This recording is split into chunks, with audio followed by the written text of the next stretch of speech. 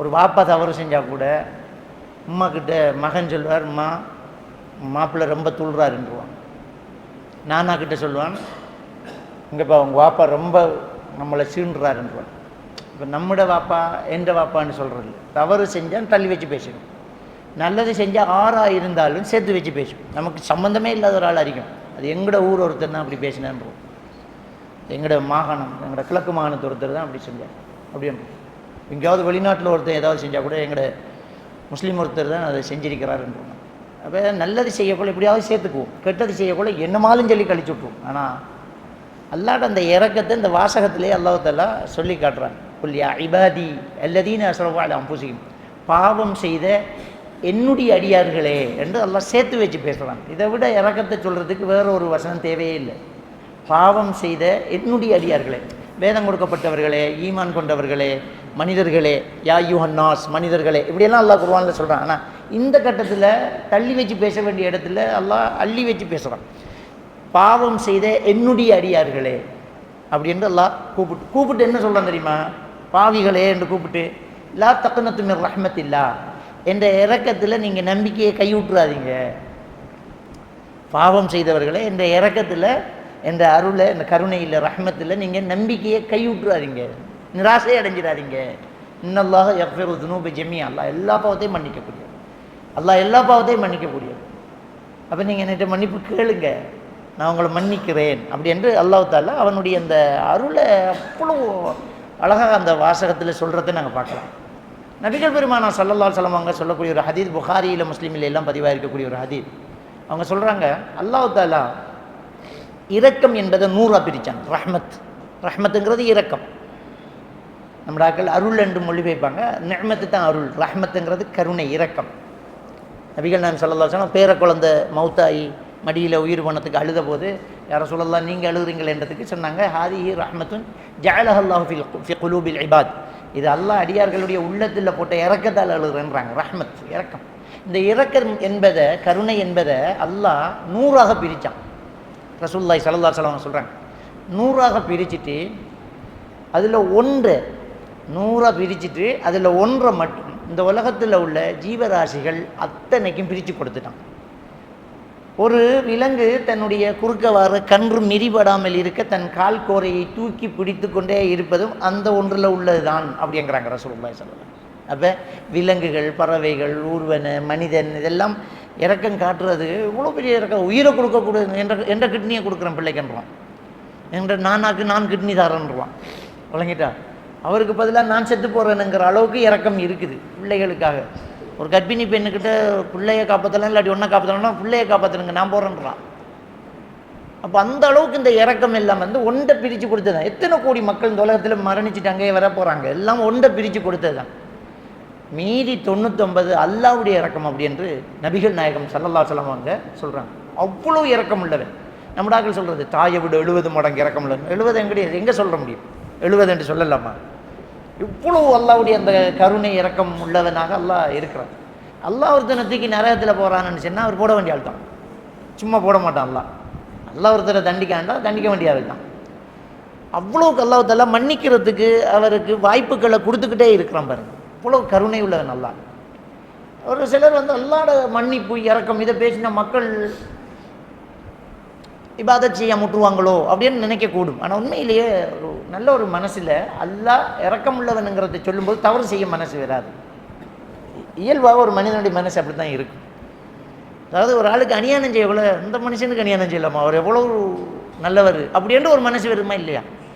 யாராவது ஏதாவது அநியாயம் செய்யக்கூட உன் பொஸ்ஸிக்கு நீ துரோகம் செய்யல, அந்த மனுஷன் உன்னோட எப்படி தான் நடந்துக்கிறார், உன் சம்பளத்துக்கு மேலே தாரவர் அவர், உனக்கு எப்படியெல்லாம் பார்த்து தாரவர் அவர், உன்னோட அவர் பொஸ்ஸாக நடக்கவே இல்லையடா, ஒரு தகப்பனை போல நடக்கிறாடா, அவருக்கு போய் இந்த வார்த்தை சொல்ல உனக்கு மனசு வந்துச்சாடான்னு நம்ம சொல்லுவோமா இல்லையா? அல்லாஹ்ட தண்டனைகளை அல்லாஹ் நரகத்தை வச்சிருக்கிறான், அல்லாஹ் கடுமையாக தண்டிக்கக்கூடியவன், இப்படி என்ன விஷயங்களை எல்லாம் பார்க்கும்போது ஒரு பயம் பெறும். ஆனால் உண்மையிலேயே அல்லாஹ்ட இறக்கத்தை பார்க்கும்போது இன்னும் அல்லாஹ்வுல பயம் பெறும். இப்படிப்பட்ட அல்லாஹ் கிட்ட சொர்க்கம் பாங்க ஏலாட்டி நம்ம மனுஷனா இப்படி மன்னிக்கிறவர். அல்லாஹ்ட மன்னிப்பை பாருங்க. நபிகள் நாயகம் ஸல்லல்லாஹு அலைஹி வஸல்லம் சொல்கிறாங்க, ஒரு மனிதன் ஒரு நன்மை செய்ய நினைத்தால் அல்லாஹ் ஒரு நன்மை எழுதுறான். நினைச்சதுக்கு நான் இன்றைக்கு தஹஜ்ஜத் தொழுவேன், நான் எனக்கிட்ட காசு வந்தால் நான் தர்மம் செய்வேன், என்னட்ட மட்டும் காசு விரட்டும், நான் ஏழைகளுக்கு கொடுத்துக்கிட்டே இருப்பேன், நான் இந்த பள்ளியை கட்டுவேன் இன்ஷா அல்லாஹ், என் உம்மோட பேரில் நான் ஒரு பள்ளி கட்டுவேன், நான் இப்படியெல்லாம் கொடுப்பேன் என்று நம்ம கற்பனை பண்ணுறோம், நினைக்கிறோம் தானே. இந்த எண்ணத்துக்கு ஒரு நன்மை செய்கிறதாகவே அல்லாஹ் நன்மை எழுதிடுறான்டா. இந்த ரெண்டு விஷயம் நடக்குது, அல்லாட அருள். இன்னொன்று, அல்லாஹ் இந்த வாசகத்தின் மூலமாக நன்மையை கொடுத்து மனுஷன் எண்ணத்தை கூட பாசிட்டிவாக வைக்கிறதுக்கு எல்லாம் ஒரு தூண்டுதல் கொடுக்குறான் பாருங்க. ஒரு மனுஷன் எண்ணம் கூட நல்லா இருந்துட்டு போகட்டும், நல்லதை நினச்சிட்டு போ, நன்மை செய்யணுமென்று நினை, 4 பேருக்கு கொடுக்கணுமென்று நினை, நல்லா திருந்தணுமென்று நினை, ஏன் தப்பான யோசனை உனக்கு வரணும், நினைச்சாலே நன்மை தாரேன் என்று அல்லாஹ் தஆலா ஊக்குவிக்கிறான், செய் அப்படிங்கிறான். அப்படியே ஒரு நன்மை செஞ்சிட்டா 10 மடங்குலேருந்து 700 மடங்கு வரைக்கும், இன்னொரு விதத்தில் அல்லாஹ் விரும்பின அளவுக்கு அல்லாஹ் அவர்களுடைய இஹ்லாஸுக்கு ஏற்ப அதை பல மடங்காக இரட்டிப்பாக்கி அல்லாஹ் தஆலா கொடுக்குறான், பல மடங்காக திருப்பி கொடுக்குறான். அல்லாஹ் தர்மத்தை பற்றி சொல்லும்போது பல மடங்காக அதை புரட்டி கொடுப்பாங்கிறான் அல்லாஹ். பாருங்க, எவ்வளோ அழகான ஒரு வாசகத்தை அல்லாஹ் தஆலா சொல்லலாம். மையுக்ரில்லாஹ் கர்தன் ஹசனா, அல்லாஹ்வுக்கு அழகிய கடன் கொடுப்பவர் யாருன்றான். அல்லாஹ் கடன் தேவைப்பட்டவரா? அல்லாஹ்க்கு கடன் கொடுக்கறதுக்கு உங்களுக்கு யாருக்கு ஆசை இருக்குதுன்னு அல்லாஹ் குர்ஆன்ல கேட்காங்க. அப்போ அல்லாஹ் கடன் தேவையா? அதில் என்ன விஷயம்னு சொன்னால், ஒரு விஷயம், ஒரு ஆளுக்கு நம்ம ஒரு தொகையை அன்பளிப்பு செய்கிறோம், அது அவருக்கு தான். ஆனால் கடனாக கொடுக்கணும்னா திருப்பி கிடைக்க மாட்டார். அல்லாஹ் தர்மத்தை என்ன சொல்லலான்னு சொன்னால், நீ கொடு, நான் திருப்பி தரேங்க. அப்போ நீ இன்னொரு ஆள் கொடுத்தா அது எனக்கு தந்த கடனாக நினச்சிக்கோ, நான் திருப்பி தரேங்கிறான் அல்லாஹ். அதான் அந்த கடன். அல்லாஹ்வுக்கு கடன் கொடுப்பவர் யாருண்டா என்ன அர்த்தம்? அல்லாஹ் கடன் தேவைப்பட்டவனா இல்லை, நீ அடுத்தவங்களுக்கு கொடு, நான் உனக்கு தரேன். அப்போ நீ இன்னொருத்தருக்கு நீ தர்மம் செஞ்சால் நீ எனக்கு கடன் தந்துட்டேன்னு அர்த்தம். நான் கடன் எப்படி தருவேன் தெரியுமா? அல்லாஹன் கசீரா, பல மடங்காக புரட்டி தருவேனுங்கிறான் அல்லாஹ். இதான் அல்லாட அந்த அருள், அல்லாட இறக்கம். திருப்பி தருவேன், நான் பல மடங்காக தருவேன்றான். ஒரு நன்மை செய்ய நினைச்சா ஒரு நன்மை செஞ்சிட்டா 10 மடங்குலேருந்து 700 மடங்கு வரைக்கும் அல்லாஹ் தஆலா இரட்டிப்பாக்கி அதை விடவும் அதிகமாக அல்லாஹ் நன்மையை எழுதுறான். இப்போ நமக்கு மிஅராஜின் போது அல்லாஹ் தஆலா நமக்கு கொடுத்த தொழுகை 50 வக்து தொழுகை, நம்ம எல்லாருக்குமே தெரியும். அது அல்லாஹ்வுடைய தூதர் ஸல்லல்லாஹு அலைஹி வஸல்லம் அவங்க, என்னுடைய மக்கள் கஷ்டமானவங்க, செய்ய மாட்டாங்க, சிரமப்படுவாங்கன்ட்டு குறைச்சி 5 வக்து தொழுகையை அல்லாஹ் மாற்றிட்டு, அல்லாஹ் என்ன சொல்கிறான்டா, 5 தான் ஆனால் 50க்குரிய நன்மை தான். ஆரம்பத்தில் 50 வக்து தொழுகை தான் இல்லையா அல்லாஹ், அந்த 50 வக்து தொழுகைக்குரிய நன்மை இருக்குது. 5 தொழுதாலும் 50 தான், ஏன்னா 10 மடங்கு நன்மை இருக்குது. அப்போ பல மடங்காக இந்த நன்மைகளை அல்லாஹ் தஆலா நமக்கு என்ன செய்கிறான், திருப்பி தாரான். இது அல்லாஹ்வோட மிகப்பெரிய ஒரு அருள். அடுத்தது, பாவம் செய்ய நினைச்சா நீதியாளன் எப்படி? நன்மை செய்ய நினைச்சா நன்மை, பாவம் செய்ய நினைச்சா பாவம்ண்டா அல்லாஹ் நீதியானவன் தான். ஆனால் இல்லை, நீ ஒரு பாவம் செய்ய நினைத்தால் அல்லாஹ் பாவம் எழுத மாட்டான், எழுதாமல் பார்த்துட்டு இருக்கிறான். இந்த நினைச்ச பாவத்தை செய்யாமல் விட்டுட்டேன்னு சொன்னால் அதுக்கு ஒரு நன்மை அல்லாஹ் தஆலா எழுதுவான். பாவம் செய்யாமல் விட்டுட்டுக்கே, பாவம் ஒன்று செய்ய நினைச்ச, அல்லாஹ் பார்த்துட்டு இருக்கிறான், தப்பு கூடாது ரெண்டு பேர் வெக்கத்தில் விட்டாலும் அது ஈமானில் உள்ளது. அல் ஹயா ஷுஅபத்து மினல் ஈமான். 4 பேர் பார்த்தா என்னத்துக்காக பண்ணி விட்டாலும் ஈமான் தான், அதுக்கும் நன்மை இருக்குது. ஒரு பாவம் செய்ய நினைச்சிட்டு அதை செய்யாமல் விட்டால் அல்லாஹ் ஒரு நன்மை எழுதுவான். அந்த பாவத்தை செஞ்சால் ஒரே ஒரு பாவம் தான் அல்லாஹ் தஆலா. நன்மை செய்ய நினைச்சா 10 மடங்கு 700 மடங்கு இரட்டிப்பாகி கொடுக்குறான். பாவம் செய்ய நினைச்சிட்டு செய்ய மட்டும் அதுக்கு நன்மை எழுதுறான். செஞ்சால் ஒரே ஒரு பாவம் எழுதுறான். எழுதிட்டு அல்லாஹ் குர்ஆனில் சொல்றான், இன்னல் ஹசனாத்தி யுதுஹிபின செய்யாத்துங்கிறான். நீ ஒரு நன்மையை செஞ்சுட்டேன்டா அது பாவத்தை அழிச்சிருங்கிறான்.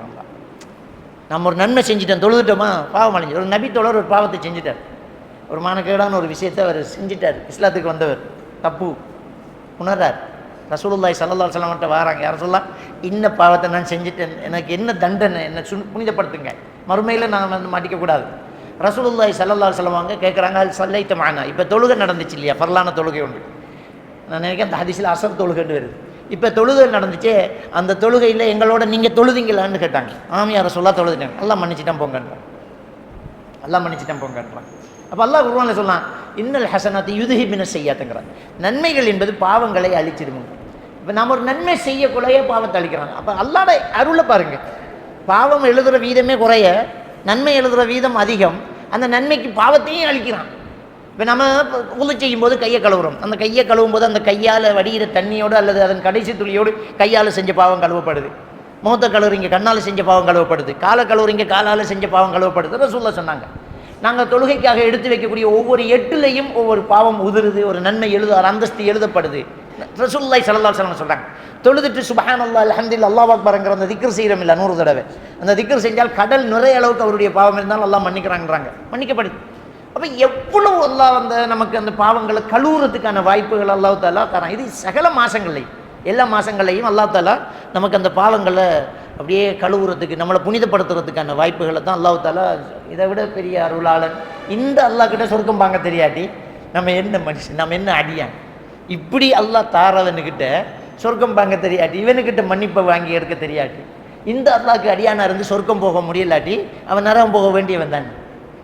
அல்லாஹ் தாலா 100வது அத்தியாயம், அந்த 100வது அத்தியாயம் சூரா அல் ஆதியாத்தில் குதிரை மேலே சத்தியம் பண்ணுறான். 5 தடவை குதிரை மேலே சத்தியம் பண்ணுறான்.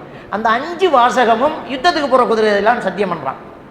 மூச்சுரைக்க ஓடக்கூடிய குதிரை மீது சத்தியமாக, தன் கால் கோரையை தட்டி நெருப்பு பொறியை கிளப்பிக்கிட்டு ஓடக்கூடிய குதிரை மீது சத்தியமாக, அதிகாலையிலேயே விரைந்து ஓடக்கூடிய குதிரை மீது சத்தியமாக, ஓடும்போதே புழுதியை கிளப்பிக்கிட்டு போகக்கூடிய குதிரை மீது சத்தியமாக, எதிரிகளுக்கு மத்தியிலேயே போய் நிற்கக்கூடிய குதிரை மீது சத்தியமாகறான்.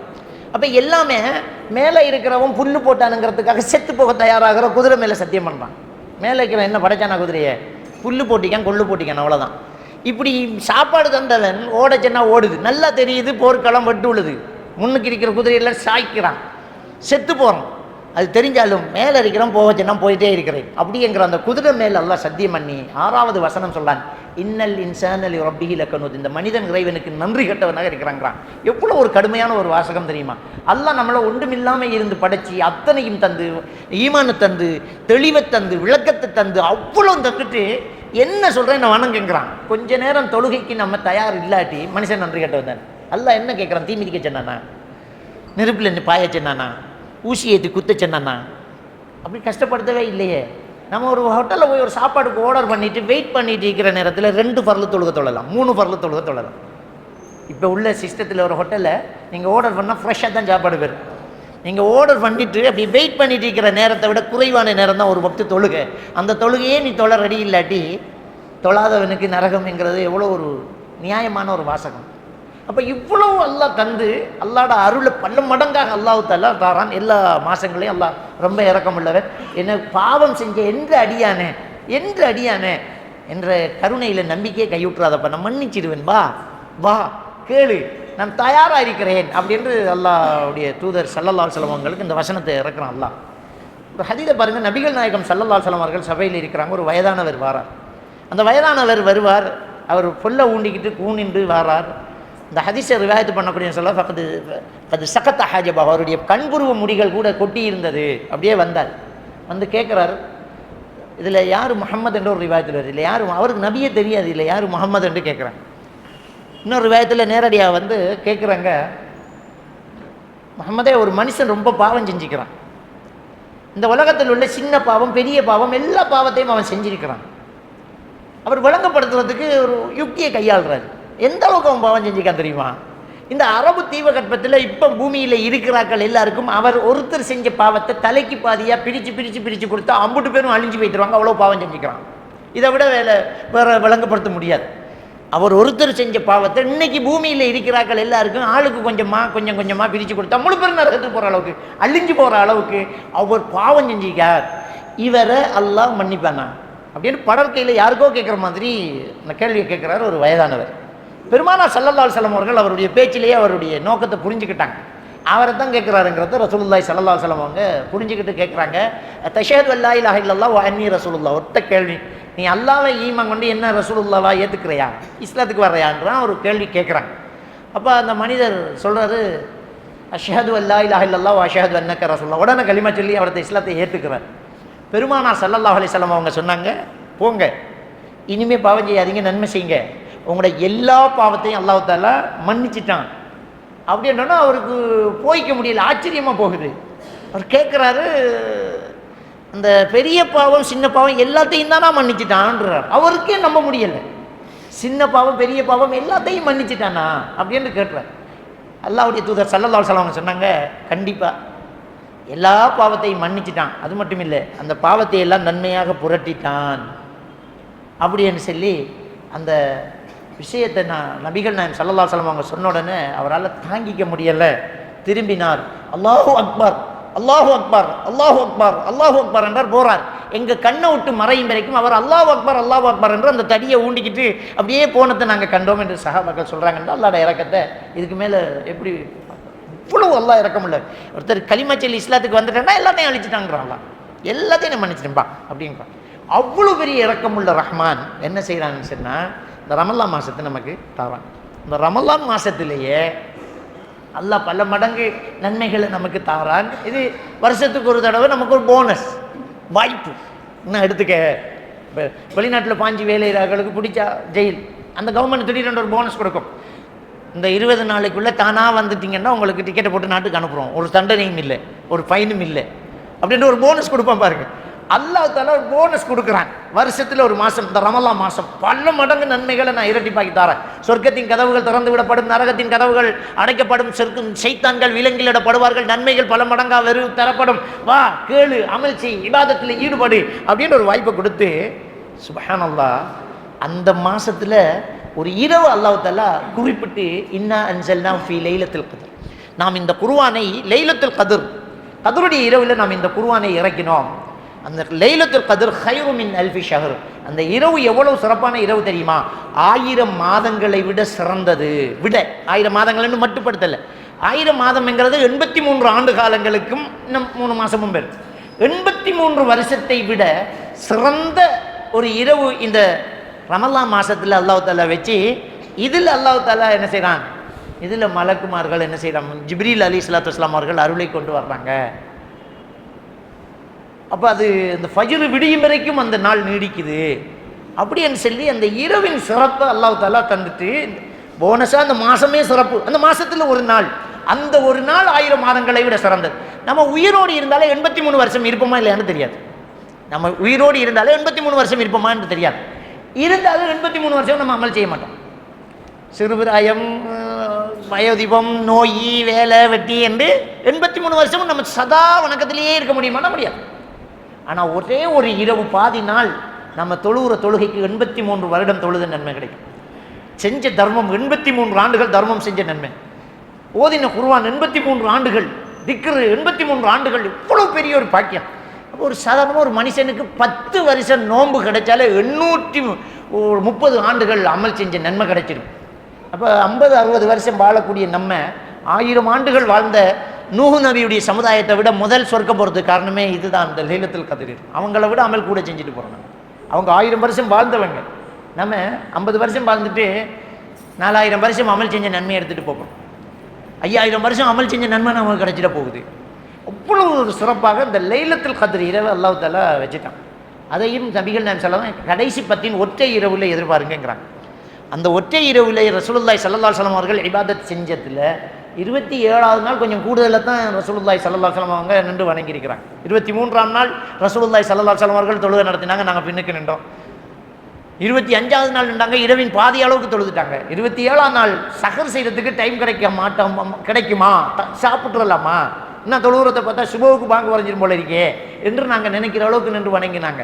இதெல்லாம் வச்சு 27ஆம் கிழமை தான் இந்த லைலத்துல் கத்ர் இருக்கிறதுக்கான வாய்ப்பும் அதிகமாக இருக்கிறது என்று இமாம்கள் எழுதுகிறாங்க.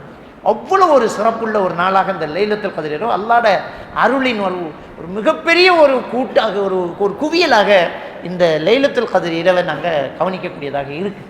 அப்போ இந்த சந்தர்ப்பத்தை நாங்கள் பயன்படுத்தணும். காற்றுள்ள போதை தூற்றிக்கொள்ளுப்பாங்க இல்லையா, அந்த வாய்ப்பை நாங்கள் பயன்படுத்தணும். எவ்வளோ முடியுமோ அவ்வளோ தர்மங்கள் செய்கிறது, நல்லா கொடுக்கறது, நல்லா என்ன செய்கிறது, இபாதத்தில் ஈடுபடுறது, திக்ருகளை செய்கிறது, அல்லாஹ் கிட்ட பாவ மன்னிப்பு கேட்கறது. கையேந்தி கேளு, நம்ம தாரேங்கிறான் அல்லாஹ், நம்ம மன்னிக்கேங்கிறான். என்ன நிபந்தனை, அந்த பாவத்தை திரும்ப செய்ய போடலாம். யுஸ்ரு அலாமா ஃபஅலுஹும் யஅலமுன், தெரிஞ்சுக்கிட்டே அந்த பாவத்தை திரும்ப செய்யாமல் இருக்கணும் அப்படிங்கிற 3வது அத்தியாயம் 136வது வசனத்தில் திரும்ப செய்யப்படாது, அவ்வளோதான், விட்டுறணும். அப்போ அதுக்கு மனம் வருந்தணும், விட்டுறணும், தௌபா செய்யணும், அவ்வளோதான் அல்லாஹ் தஆலா தரக்கூடிய இந்த தௌபா. அந்த தௌபாங்கிறது இப்போ என்ன செய்வாங்கன்னா, இந்த ரமலான் வந்துட்டோன்னு லைட்டை ஓஃப் பண்ணி போட்டு தௌபா செய்வாங்க. சத்தமாக மைக்கை போட்டுட்டு இருட்டில் செஞ்ச பாவம், வெளிச்சத்தில் செஞ்ச பாவம், நாங்கள் செஞ்ச பாவம், நாங்கள் பாவிகள் யா அல்லாஹ் ஆமீனம்மா, நாங்கள் பாவிகள் யா அல்லாஹ்னா ஆமீனங்க. அப்படி இல்லை தௌபா, உங்களோட சிறு உங்களோட அல்லாவோட நீங்கள் 4 பேருக்கு பப்ளிக்காக மைக்கை போட்டு பாவத்தை சொல்ல தேவையில்லை. எல்லாரும் சேர்ந்து கூட்ட கத்தி அல்லாஹ் கிட்ட திக்ர் செய்கிறதில்லை. தனித்தனியே நம்முடைய தேவைகளை அல்லாஹ் கிட்ட கேட்குறது. நம்ம செஞ்ச தவறு நமக்கு தெரியும், யாரெல்லாம் செஞ்சுட்டேன், யாரெல்லாம் மன்னிச்சுக்கையாகும், இனிமேல் நான் செய்ய மாட்டேன், இப்படி ஒரு தவறு நடந்துட்டியாதான் நான் மன்னிச்சுக்கையாகும்.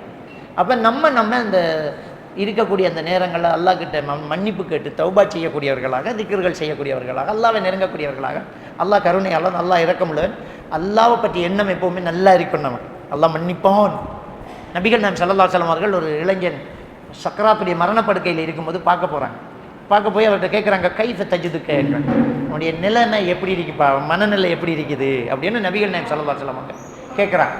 கேட்டதுக்கு அவர் பதில் சொல்கிறாரு, என்னுடைய அல்லாஹ்வுடைய அருளை நினைத்தால் எனக்கு தைரியமாக இருக்கிறது, நான் செஞ்ச பாவத்தை நினைத்தால் எனக்கு பயமாக இருக்கிறது. பாவத்தை நினைச்சா பயமாக இருக்குது, அல்லாஹ்வோட அருளை நினைச்சா அவர் தைரியம் பெறுதுன்பாங்க.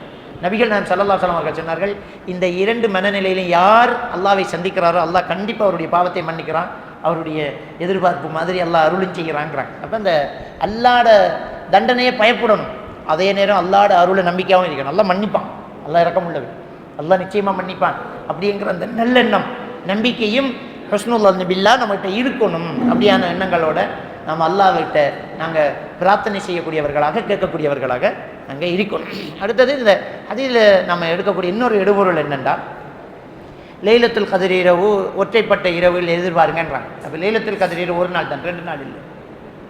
லைலத்துல் கத்ர் இரவு ஒரு நாள் தான், 2 நாள் இல்லை. இதுதான் ஒட்டுமொத்த உலகமும் ஒரு புறையில் நோன்பு வைக்கிறது, பெருநாள் எடுக்கிறதுக்கு தெளிவான ஒரு ஆதாரமும் அதுதான். சொல்லா புறையை கண்டா நோன்பு வைங்க, புறையை கண்டா நோன்பை விடுங்கண்ட சாட்சியம் இருந்தால் எடுத்துக்கொள்ளுங்கண்டாங்க. சாட்சியத்துக்கு எல்லை வச்சுக்கிட்டாங்க, ஊர் உலகம் என்று நாடு என்று எல்லை வச்சாலே நியாயம் இல்லாது. ஏன்னா வத்திக்கானும் ஒரு நாடு, ரஷ்யாவும் ஒரு நாடு, நியாயம் இல்லை. வத்திக்கானும் ஒரு நாடு, ரஷ்யாவும் ஒரு நாடு, நியாயம் இல்லை. விளங்கிட்டா? மாகாணம் என்று வைக்கையுமே இல்லை. எல்லை யாரு பிரிக்கிற போர்டரில் இருக்கிறவன்ற நிலைமை என்ன? இப்போ என்ன எடுக்கணும்னா சாட்சி வந்தால் எடுத்துக்கொள்ளுங்க. உலகத்தில் நாள் வித்தியாசம் இல்லை, நேரம் தான் வித்தியாசம். லைலத்துல் கத்ர் 2 இல்லை, 1 தான். இந்த ஒரு விஷயம் போதும் ஒரு மனுஷன் இந்த சர்வதேச புற இதை சரியாக எடுத்துக்கொள்றதுக்கு. இந்த ஒரு விஷயம் போதும். லைலத்துல் கத்ர் ஒரு நாள் தான் லைலத்துல் கத்ர், 2 நாள் இல்லை. இன்றைக்கு லோக்கலுக்கு, நாளைக்கு இன்டர்நேஷனலுக்கு அப்படி இல்லை, எல்லாம் ஒன்று தான். அதை நாங்கள் தெளிவாக புரிஞ்சணும். உலகம் வெள்ளிக்கிழமை அழியும் என்று தான் ரசூலுல்லாஹி ஸல்லல்லாஹு அலைஹி வஸல்லம் ஹதீஸ் இருக்குது. 2 நாளைக்கு உலகம் அழியாது, ஒரு நாளைக்கு தான் அழியும், ஒரு நாள் தான் வெள்ளிக்கிழமை, நேரம் தான் வித்தியாசம். அதுவும் இதில் நமக்கு எடுக்கக்கூடிய ஒரு விஷயமாக இருக்குது இன்ஷா அல்லாஹ். எனவே நாங்கள் இருக்கக்கூடிய இந்த நாளை அமல்களை கூடுதலாக நாங்கள் செஞ்சு கொள்ளணும் இன்ஷா அல்லாஹ். நம்முடைய பிரார்த்தனைகளை கபூல் செய்து நம்முடைய அமல்களை பொருந்திக் கொள்வானாக.